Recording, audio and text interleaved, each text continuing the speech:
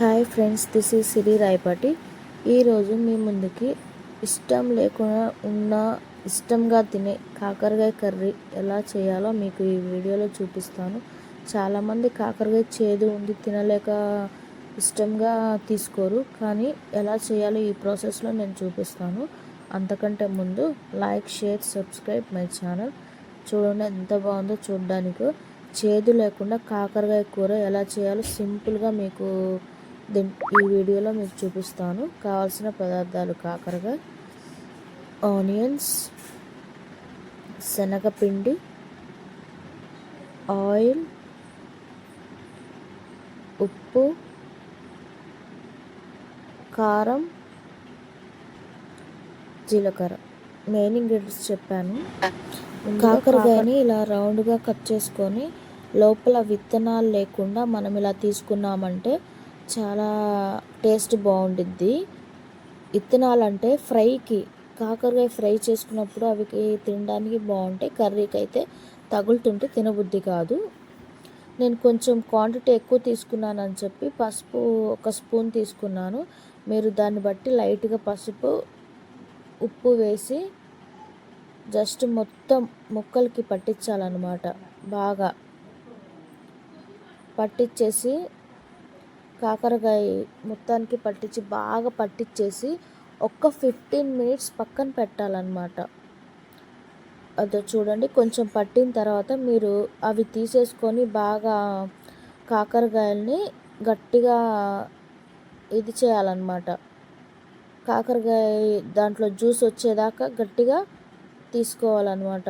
చూడండి, చింతపండు వచ్చేసి ఒక నిమ్మకాయ అంత తీసుకున్నాను. దాంట్లో సాల్ట్ ఎందుకు వేసానంటే, నేను అప్పుడే ముందుగా నానపెట్టుకున్నామంటే సాల్ట్ అవసరం లేదు. నాకు చింతపండు అనేది నాకు త్వరగా కావాలని సాల్ట్ వేసాను. సాల్ట్ వేస్తే త్వరగా గుజ్జు అయిపోతుంది. చూడండి, దాంట్లో ఉన్న వాటర్ కంటే ఎలా బయటకు వచ్చేసిందో ఈ విధంగా రావాలి. కొందరు ఏంటంటే చేదు తినగలము అంటే మాత్రం ఆ వాటర్ అలాగే ఉంచేసుకోండి. దానికి కావాల్సిన పదార్థాలు చూసారా?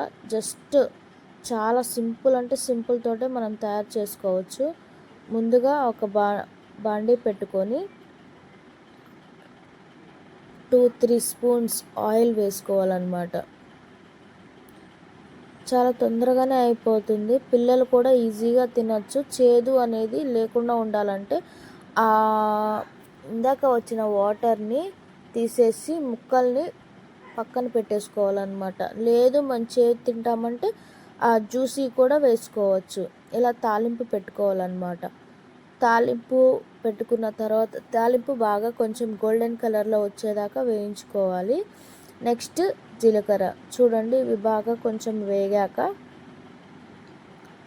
ఇందాక మనము కాకరకాయ ముక్కలు పక్కన తీసుకున్నాం కదా, అవి మేము చేదు తినాం కాబట్టి ఫస్ట్ టైం చేస్తున్నాను. ఇది కూడా నేను మా అక్క బాగా చేస్తుంది, తను అడిగి నేను చేస్తున్నాను.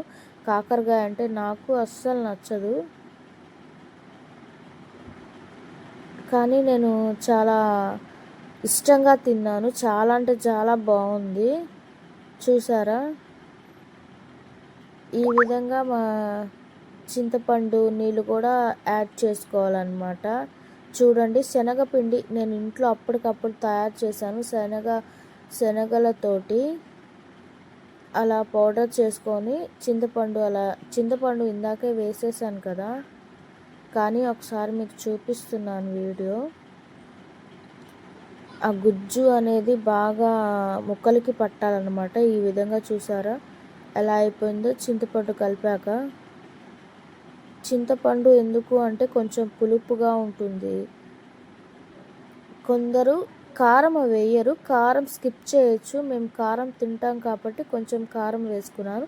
నెక్స్ట్ అది కారం కొంచెం ముక్కలకు పట్టాక ముక్కలన్నీ ఇట్లా సైడ్ కానీ మధ్యలో ఆయిల్ మీద ఈ శనగపిండితో వాటర్ కలిపేసి దాంట్లో వేసేయాలన్నమాట. ఎందుకంటే గ్రేవీ కోసం బాగుంటుంది టేస్ట్ అనేది. ఒక్కసారి మీరు కూడా ట్రై చేయండి. ట్రై చేశాక నాకు వీడియో యూట్యూబ్ కామెంట్ రూపంలో పెట్టండి. చూడండి, చాలా అంటే చాలా బాగుంది.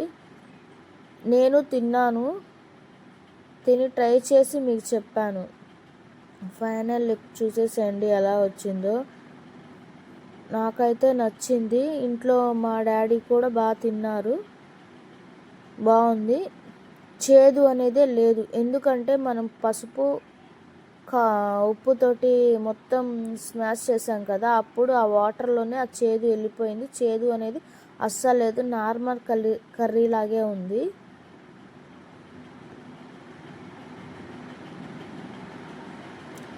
మీరు లోపల సీడ్స్ తీసేసుకుంటే మాత్రం ఇలా ఉంటుంది కర్రీ. సీడ్స్ అయితే మొత్తం తగులుతో తినలేము. ఇష్టం ఉండదు. పిల్లలకు కూడా ఈజీగా పెట్టచ్చు. పులుపు అనేది కూడా మనకు తెలియదు. శనగపిండి గ్రేవీ కోసం వేసాము. మీరు కూడా అలా వేసారంటే గ్రేవీ కోసం జస్ట్ ఒక సింపుల్ ఒక స్పూన్ చాలు. నేను అది ఇంట్లో తయారు చేసుకుంది, బయటది కాదు. చూడ్డానికే చాలా నచ్చింది. ఫైనల్గా మా డాడీ తింటుంటే ఒకసారి నేను ఎలా ఉంది అని తెలుసుకోవడానికి నేను మా డాడీని తిన్నప్పుడు తీశాను ఈ వీడియో. చాలా బాగుంది అని చెప్పారు. చేదు అనేది కూడా లేదు, చాలా బాగుంది అని చెప్పారు. నాకైతే ఈ కర్రీ చాలా బాగా వచ్చింది. మా అక్క చెప్పిన రెసిపీ బట్టి చేశాను కాబట్టి మంచిగా వచ్చింది. మీరు ట్రై చేయండి friends. Thank you. Like, share, subscribe friends.